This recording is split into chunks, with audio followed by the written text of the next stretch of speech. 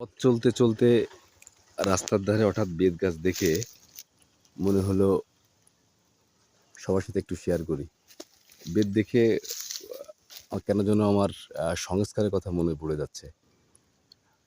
আমরা বাংলাদেশের নাগরিক হিসেবে অবশ্যই চাই বাংলাদেশ সংস্কার হয়ে একটি সুশীল সুন্দর বাংলা গড়ে উঠুক, যেখানে এই দেশের নাগরিক হিসেবে শান্তিতে আমরা বসবাস করতে পারবো। অ্যাকচুয়ালি এই বেতের ব্যবহার আমরা স্কুল থেকে দেখেছি। শিক্ষকরা স্কুলে পড়া না পারলে, দুষ্টুমি করলে শাস্তিস্বরূপ বেত দিয়ে প্রথমে শাসন করত।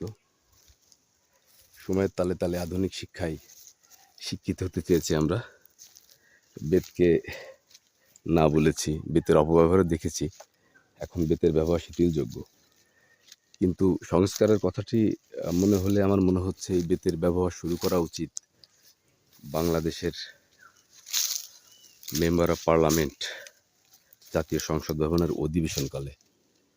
রাষ্ট্রপতির হাতে বেত থাকবে, বেতের ছোড়া।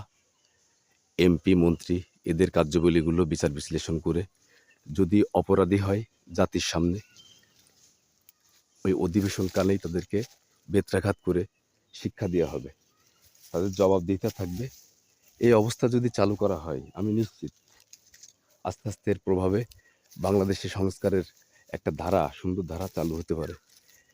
বেত বাগানে বেতকুলো আছে, যেটা সৌভাগ্য আমার, ছোটোবেলায় অনেক খেয়েছি।